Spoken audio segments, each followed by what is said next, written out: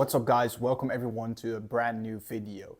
In this video, I'm gonna guide you through my favorite niche brands and a couple designers as well, because I'm quite new on YouTube and I want to share my passion with fragrances with you guys. And I appreciate everyone subscribing so far. So if you haven't subscribed to my content yet, make sure to drop subscribe right now. Let me just share with you what my favorite fragrance houses are so you kind of know where my taste is at. So currently my fragrance collection contains over 150 fragrances, which is incredible, and I don't recommend it to you guys to have that much fragrances because every day it gets harder and harder to choose what scent I would wear for the day. Now I tried hundreds of different brands, and obviously there are a couple ones that will stand out to me, which I'm about to show you guys. So my taste kind of sits like between artistic fragrances and a little bit like mass appealing ones as well. There are a lot of designer fragrances that I can really enjoy, but there are also a lot of artistic niche fragrances that I absolutely love. And one of the fragrance houses that are kind of artistic is Amouage. Amouage is known for creating bold, incense-heavy fragrances that are all made in Oman. Now, Amouage is also known for creating very, very strong fragrances. And I absolutely love the quality of them. It is so incredibly hard to dupe them. So currently, there are not a lot of dupes existing from Amouage fragrances, which I'm really happy about. The scent DNA that they carry with them is just so incredibly unique. Now, I got two fragrances from Amouage in my collection, and one of them is my favorite fragrance of all time, Purpose. Now Purpose is as well a very heavy peppery incense fragrance with some bergamot in the opening too. Purpose lasts easily over 24 hours on my skin, and every time I wear this fragrance it just makes me feel so free. This is such a cold peppery incense fragrance and I absolutely love it. It's definitely my top one in the collection. Now the other one I have is Amouage Mémoire, and Amouage Mémoire is pretty heavy on incense as well. However, it's a little bit more toned down in this fragrance because this fragrance is more heavy on mint, absinthe. There's basil in there, so it has a darker twist but also a very bright opening. Now this doesn't last that long as Amouage Purpose on my skin, but it still gives me a good 6 to 7 hours because it's reformulated a lot of times. Now we all have seen fragrances like Reflection, for example, or Interlude, which I don't really like, but I would absolutely love to have Reflection in my collection as well because it's one of the most beautiful daily fragrances I've ever smelled. But if there was one fragrance that I still wanted in my collection, it gotta be Decision.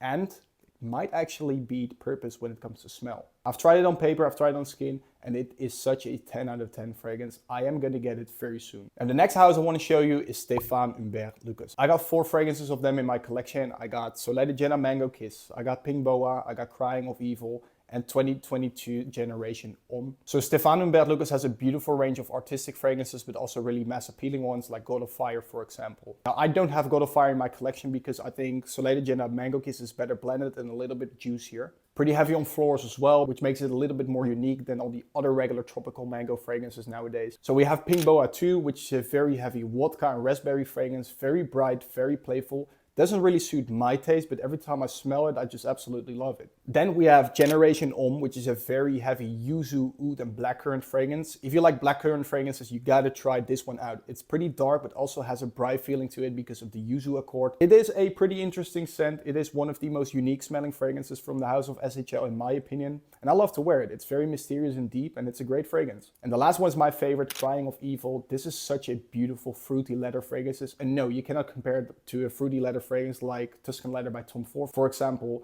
This is way different. It has red berries in the opening while it dries down. It has such a beautiful subtle leather accord. This is very mysterious. And look at the bottle, it's a masterpiece as well. This is incredibly good and definitely my favorite in their collection. Now let's go to the dark side of the fragrance brands. We're going to Nasomatto, which is probably my #1 favorite fragrance brand.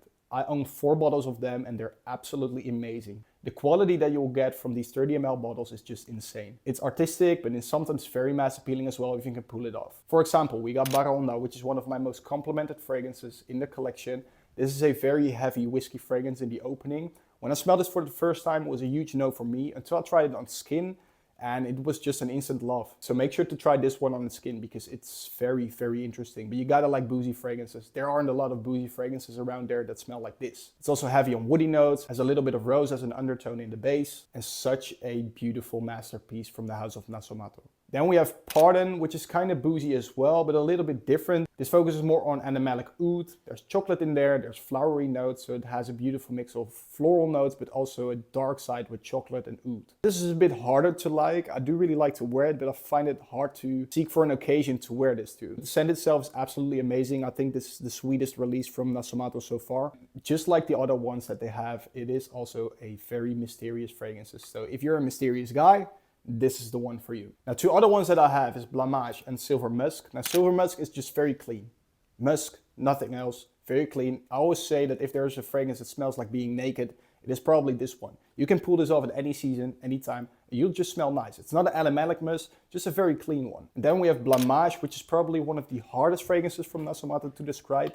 It is very musky, has a fruity undertone to it as well. It's a little bit animalic, but I really like what they did with this fragrance. It's such a good fragrance. It smells like I'm walking in the forest looking for forest fruits, but the forest fruits that I found are kind of moldy, so it's a disappointing experience, but at the same time I smell like musk, and that is what makes me feel good. Pretty weird description, I know, but you gotta smell this one. It's pretty incredible. Now, Nasomatto does have some other releases that are a bit too much for me. For example, if you look at fragrances like Fantomas, which is a heavy plasticky melony fragrance. It is interesting, but not really something I would wear. And then we have Sadonaso as well, which to me smells like a public bathroom in a nightclub. Now, the fourth niche house that I want to mention is Tower. And this is not really a niche house. I would consider it being an indie house because Andy Tower, the creator of Tower Fragrances, still makes everything himself. From the fragrances to the bottles, everything is handmade by himself. Now, this is some artistic stuff. This is not for everyone, and I do gotta say that the two fragrances from Tower that I have are probably the most mass appealing ones. We got Orange Star right here, which to me smells like orange candy. It has notes of mandarin, clementine, and orange, of course. It's a little bit musky, but also very bitter in the base because it has ambergris in there. If you don't like ambergris, skip this one because that is what kind of gives this artistic twist to it. Besides that, it's such a beautiful orange fragrance. I'm an orange fragrance fan, so it is incredibly well blended in this one. The other one we have is probably their bestseller, L'Air d'Alpes Suisse. This literally smells like you are walking in the Swiss Alps, and that is also what this fragrance is inspired by. It is very piney, it's icy, it's musky, a little bit bright as well, and it kind of gives me similarities to Amouage Reflection, but it's a bit more refined and a bit more realistic smelling. Just like Amouage Purpose, this fragrance makes me feel free and very good, and it's actually pretty mass appealing. You will get some compliments with this one. Now, an honorable mention from the House of Tower has got to be Le Oud. Le Oud is such a heavy animalic oud fragrance, and something that is not really mass appealing, but I'm an oud lover, and the oud experience that you will get from that fragrance is just incredible. So I would love to have that one in my collection, but it is also one of their most expensive ones. Now, an honorable mention that I wouldn't really say is my favorite niche house, it is Penhaligon, which I own 3 fragrances of. I really like what Penhaligon is doing. I just like them so much because of the bottle designs that they have from the Portraits collection. We got Tragedy of Lord George with the beautiful deer bottle. We got the discontinued Impudent Cousin Matthew with the duck bottle. However, Penhaligon doesn't really carry a DNA with their fragrances, so you won't really notice a specific line that they're trying to create with their scents. But we can agree on the fact that all of their fragrances are pretty classy and that are made for the mature man. So we got Halfeti here, which is one of my favorite fragrances in the collection and maybe of all time. I wanted this for so long. This is a fragrance with a little bit of oud, with rose, with vanilla. Such a nice scent, very comforting and very sexy as well. Then we have the Tragedy of Lord George, which is heavy on tonka bean, rum and soapy notes. And yes, it is a pretty interesting combination, but it works so well in this one. This is one of the most old money smelling fragrances I own. If you want to smell like a king, this has got to be the one. However, keep in mind this only lasts like 2 hours on skin. It is just so incredibly weak. It is very unfortunate, but such a nice fragrance. And the last one I have from them is the Impudent Cousin Matthew, which is discontinued, unfortunately. It's such a nice fragrance, but also is very weak on the skin. It's a Petit Grain Neroli fragrance, very heavy on citruses as well. And if you like fragrances like Neroli Portofino by Tom Ford, you're absolutely gonna love this one. I gotta be a little bit careful with overspraying this because it's very rare and currently worth a lot. Now, if we're talking about designer fragrances, there are a couple of houses that I do really enjoy. For example, the house of Tom Ford. Tom Ford Oud Wood is one of my favorite fragrances of all time. I really like Tuberose Nu. I really like Black Orchid. So Tom Ford is a beautiful brand that has created such unique fragrances as well. If you look at the private blend, sometimes they're a little bit overpriced if you look at the quality of them. But the signature collection is pretty well priced and the quality you get from them is absolutely amazing. So if you're looking for a brand that kind of sits between the mass appealing generic designer fragrances and between a niche brand, I think Tom Ford is a pretty good example of that. Now, I do really enjoy Dior fragrances as well, especially if we look at the private line. Ambre Nuit is one of my favorite fragrances of all time as well. I really enjoy Eau Sauvage, Dior Homme Sport, Dior Homme Original, Dior Homme Intense. They have such a beautiful line of fragrances. However, it is pretty disappointing to see that most of their newer releases are very genetic and synthetic smelling. And I feel like most of the times with the new releases, it's just a cash grab. Another designer house that I want to mention is Maison Margiela. I absolutely love the brand Maison Margiela. They create great fragrances and I love what they're doing with bonding specific fragrances to certain memories and moments. So for example, Under the Lemon Trees, By the Fireplace or Jazz Club, they smell very realistic, not synthetic, not generic, and the quality you get from them is unfortunately not very good, but I do really like the scents for special occasions.